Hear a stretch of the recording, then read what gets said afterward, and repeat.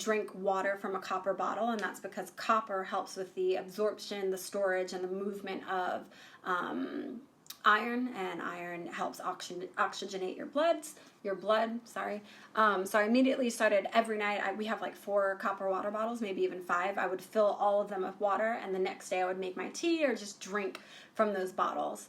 I also started taking chlorophyll to cleanse the blood. I was just adding that to water. I started having chlorella, and I started having Irish sea moss. Irish sea moss is full of a bunch of minerals.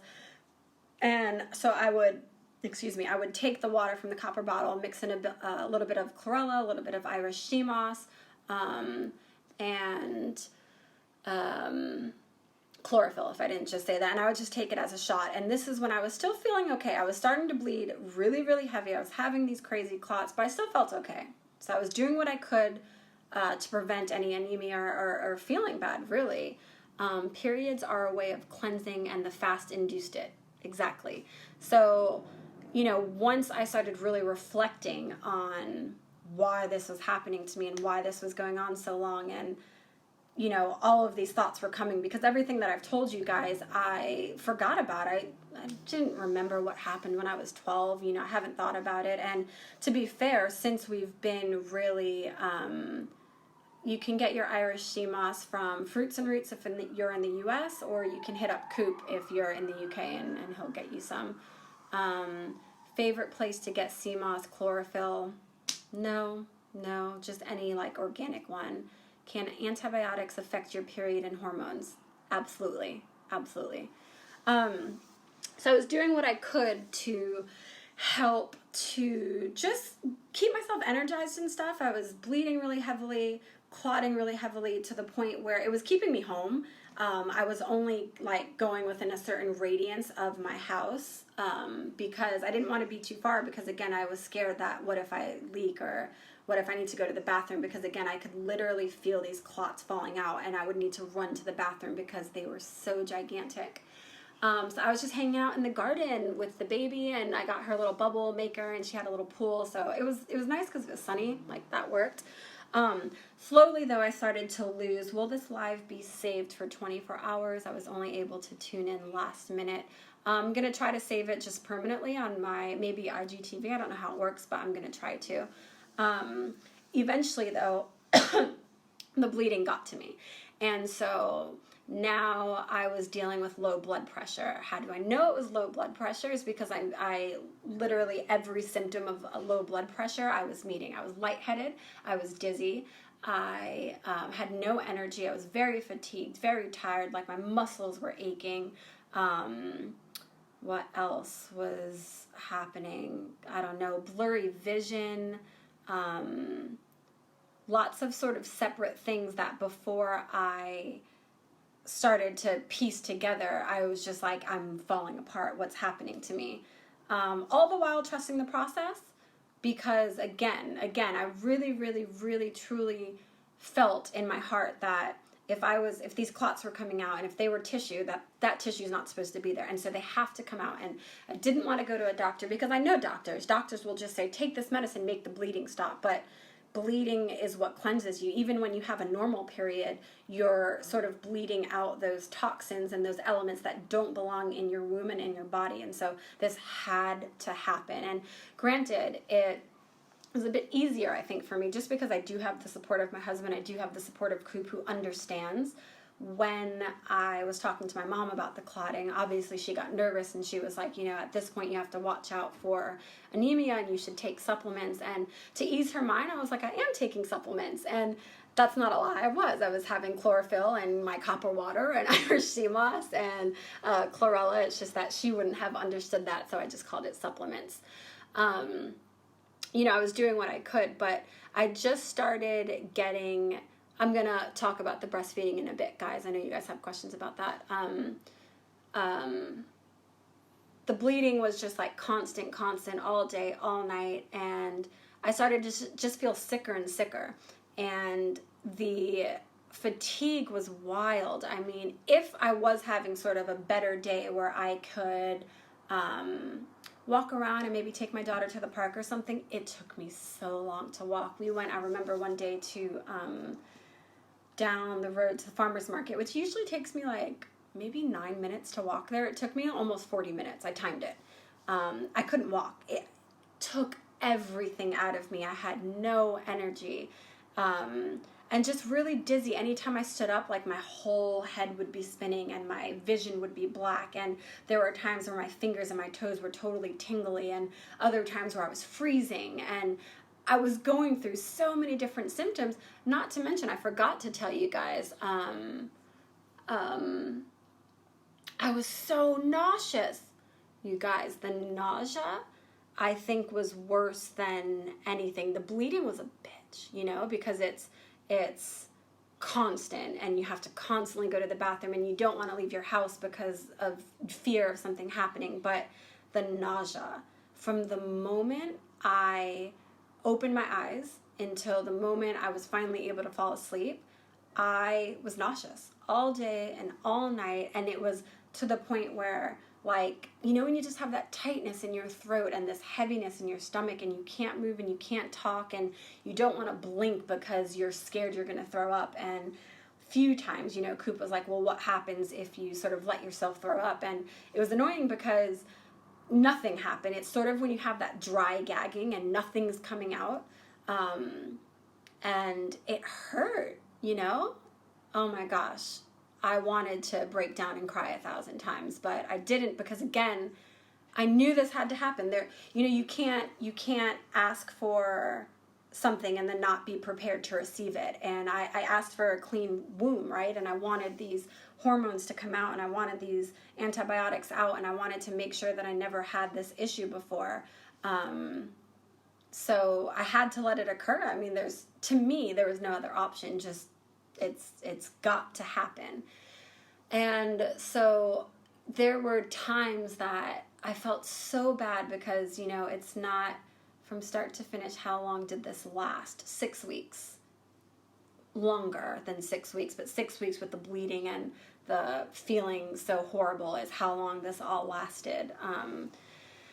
I felt bad because the London, you know, the summer isn't very long here, and this all happened like at the beginning of summer. It was like the 2nd or 3rd week of June, and it happened all the way through to July, and a little bit into August. And I was so irritated because it's finally sunny and it's finally hot. It's like 80 degrees some days and sunny, and you know, these are the times that we're supposed to be outside, and I'm supposed to be with my daughter just enjoying the outdoors, and I'm literally curled up on the couch in a ball with a blanket, letting TV like entertain her all day long until Coop got home.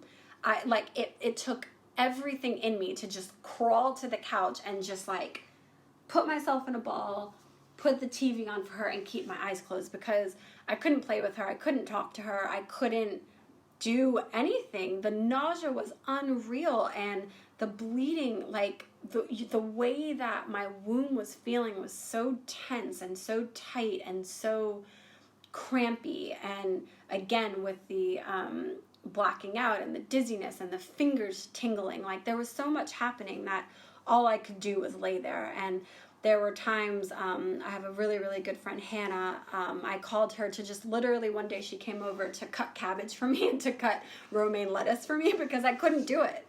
I tried to go to the kitchen a few times and just make some food for myself, and I couldn't do it. I couldn't stand up. I tried to take a shower. I remember one time before I realized I was like just kind of getting more sick, and I couldn't stand up. I just ended up like having to kneel in the shower and just sit there for a long time to muster up the energy to stand up and get out of the shower and then deal with his hair. Like if you have curly hair, you know what that's like. And I couldn't do it.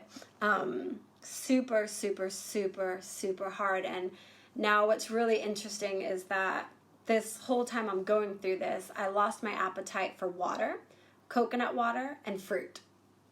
This is literally the stuff that I live off of. And herbal teas. Didn't want to have anything to do with it.